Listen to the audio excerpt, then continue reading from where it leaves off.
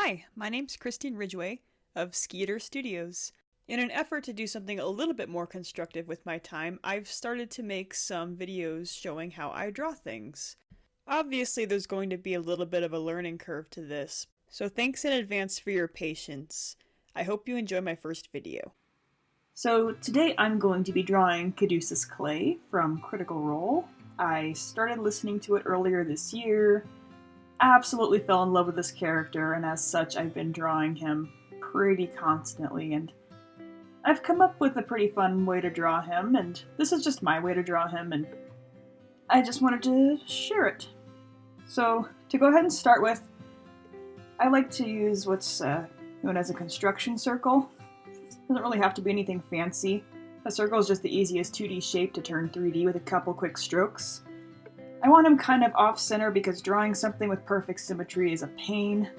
So by putting the line in a little bit of a light arch this way, and the secondary line this way, you can kind of see that he's looking in that general direction.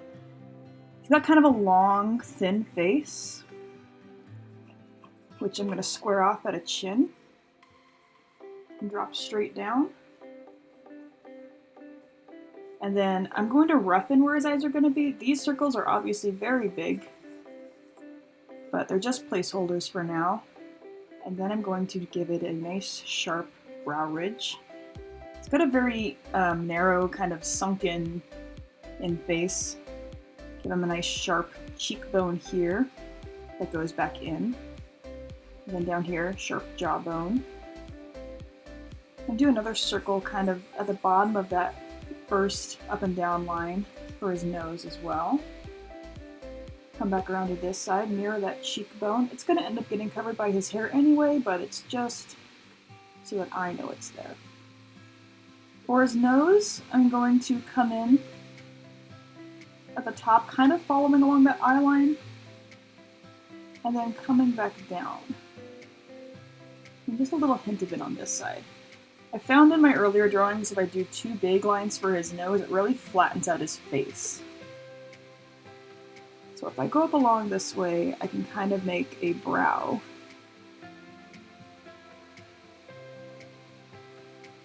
And then just kind of roughly pencil in along the other side where the other eyebrow is going to be. From there, I can make the eyes.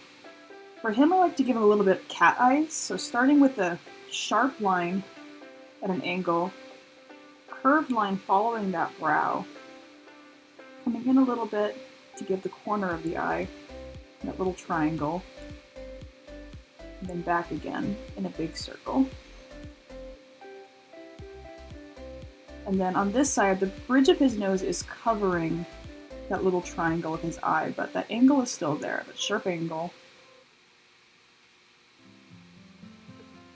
Again, following the same swooping direction of that brow ridge, and then coming back down again.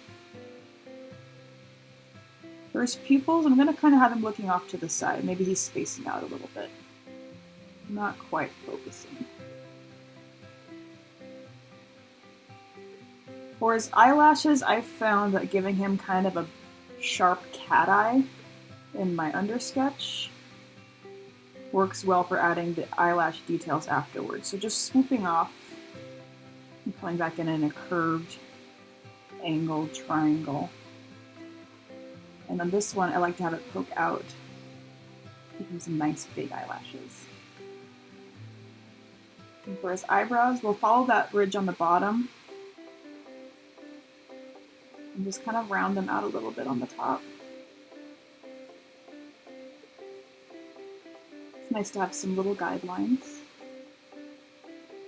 His nose is kind of like a flattened out heart, so like a smiley shape that follows the width of the nose.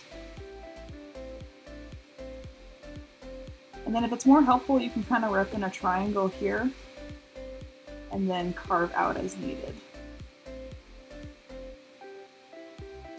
And his mouth is kind of like a soft, exaggerated kitty cat face.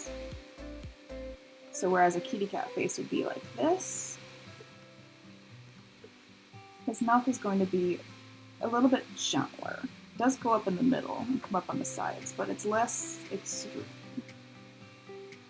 And some darkened corners of his mouth, and then from those darkened corners, trace that initial curve up into his nose, connecting his nose and his lip together.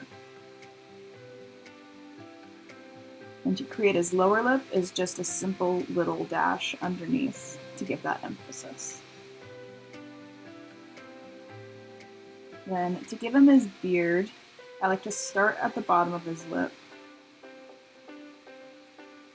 and gently make some shaggy lines that go out to the corners of his jaw, all the way to those first bumps. On the outside, we can add some little dashy lines, and you can make his beard as big or as shaggy as you want it to be.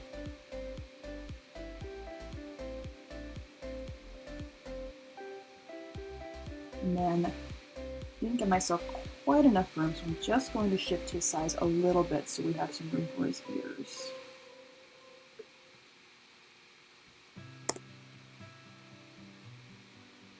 To give him his hairline, I like to give him a widow's peak, which frames his face in this cute little heart shape on top.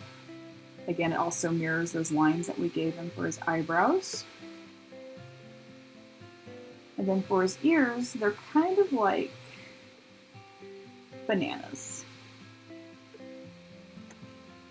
I like going with the more animalistic ears, the deer or cow-like ears. And they come right off those cheekbones at the base of that brow ridge. And then animal ears are a little tube-like, so if you follow that point of the initial brow ridge and then trace out and in,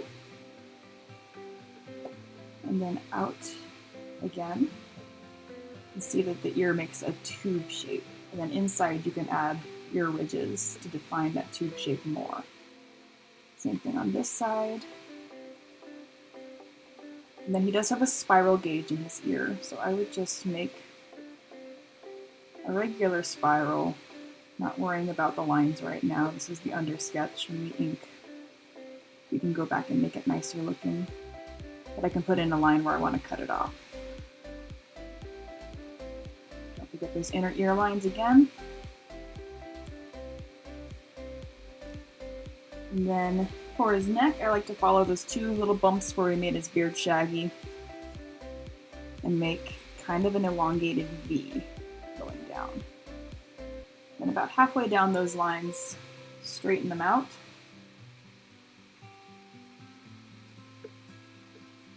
Kind of a long neck.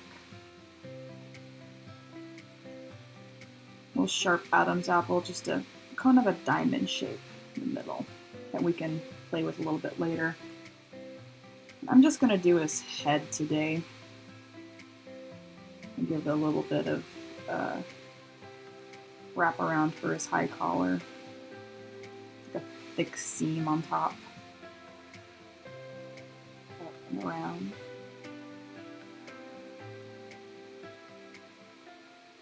And some little spirals. For his hair, I like to give him a big chunk of bangs that go over the first part of his ear. And I like to give him a little bit of wave to his hair, just a little bit of body. Not too worried about going over the other lines right now. I can go back and erase them as needed.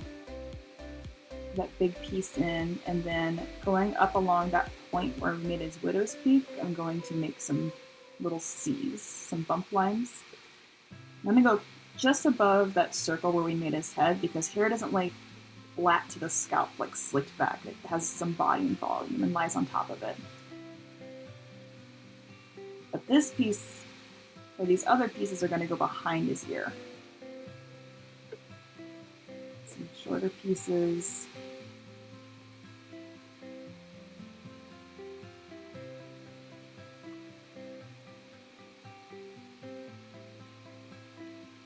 Now I can use my eraser and go back in and erase those ear lines.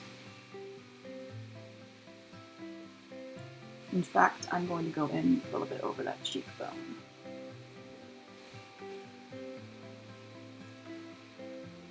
Adding directional lines to the hair, you want to make sure they're going all in the same direction, so long swooping lines that follow the big pieces that have already been drawn. Kind of saves the effort from having to draw every individual strand of hair, but showing that it's all going the same way. And then for the short side of his head, there's just fun little dashy, jaggedy lines. His hair is much shorter. And some little dashes inside will show that it's short hair too. Little dashy lines here showing that the hair on his head is longer than the hair on his face. Because he's a shaggy boy. And this is just personal preference, but when I draw him, I give him a little scar on his nose. It started as kind of a little joke between me and my brother back when he got blown up under the well. I drew him with a pretty smashed up face, and I told my brother, I'm just going to keep drawing him with a smashed up face until he and Not have their conversation.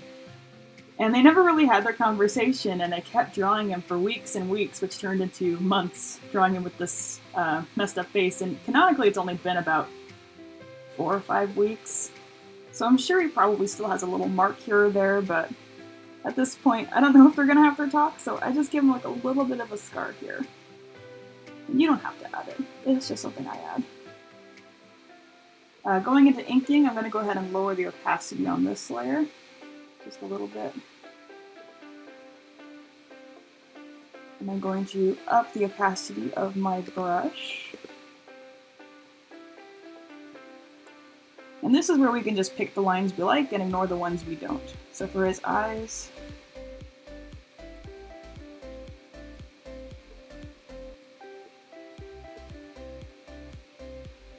this is where I was talking about that cat eye coming in handy. So I'm going to use the first line to go out and then just gradually make them a little bit shorter as I go. Filling in that actual triangle, but with individual lashes. I'm not going to add a pupil to his iris because I found if I give him black pupils when I ink, he looks way different. So, but if I cover in his eye with a light pink or medium purple, it gives him a much softer look. So for his eyes, I'm going to use very hard lines.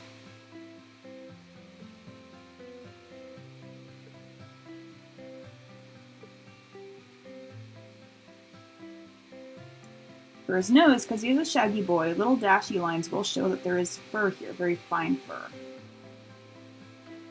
And a little scar.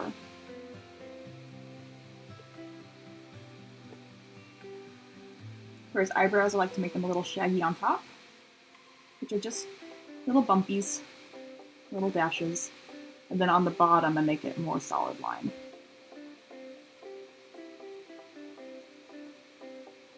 The more bumpies you add, the shaggier he's going to look.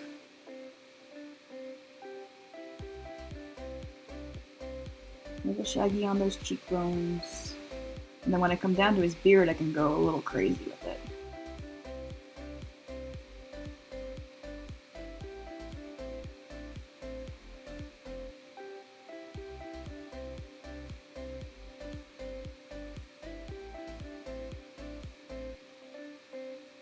For his beard, I want to stick to dashed lines and little dashes because if I use hard lines on his beard like I did with his eyes, it's going to look like his beard has been painted onto his face, and that's never a good look. You don't want a Seneca Crane vibe going on. I'm going to darken those corners of his mouth and then be a little bit lighter with the line I do for his mouth.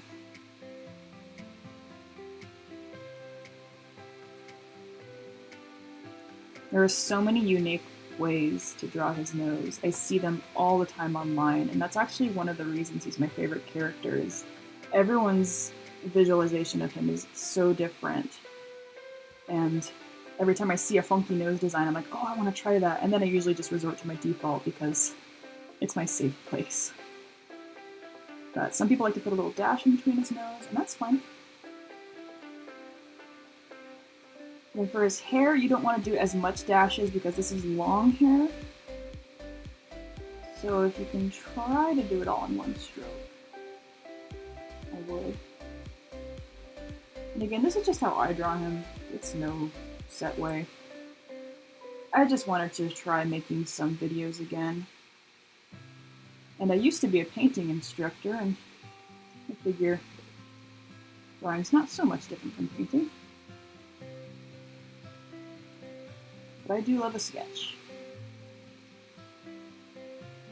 Again, making sure those lines all go in the same general direction. They don't have to all be connecting, and they don't obviously have to be straight from top to bottom, but it'll give the illusion that there's hair there without doing too much extra work.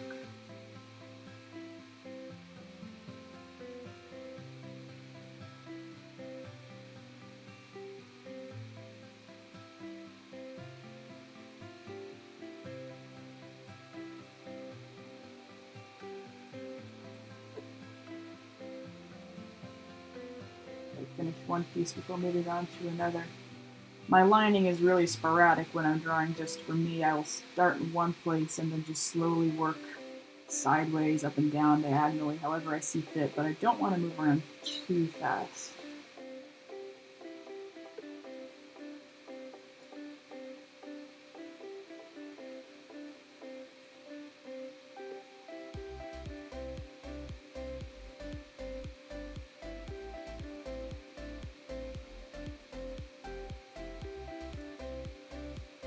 Some hair done. Now let's do short hair. Again, dashy lines, and little bumpies, and dashy lines on his hairline. Got a few dashes inside to show that there's some shagginess going on up in there. And for his ears, I like to give just a little bit of dashies on the inside to show that the very edges are fuzzy. You cannot go wrong with fuzz, all the fuzz.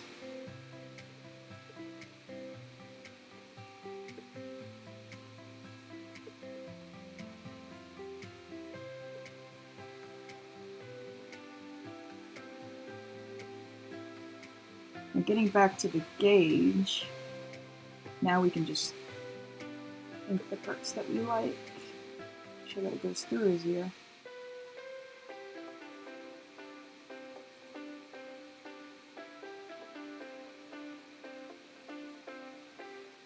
And for his neck, whenever I draw a fuzzy character with a long neck, instead of having the fur naturally go down, I kind of like making it going up just because it looks a little quirky. And with him, he's so scrawny, it just gives a little bit more character, I guess. Just barely defining that Adam's apple. He's such a skinny boy. And if you want, when it comes to his collar, you can always have some fur sticking out. It's just a couple extra dashes with your pen.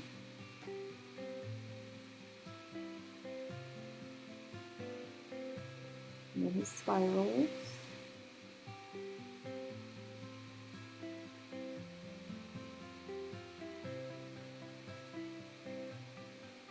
And then you can go back with your eraser if you accidentally went over anything you didn't want to and just touch it up a little bit.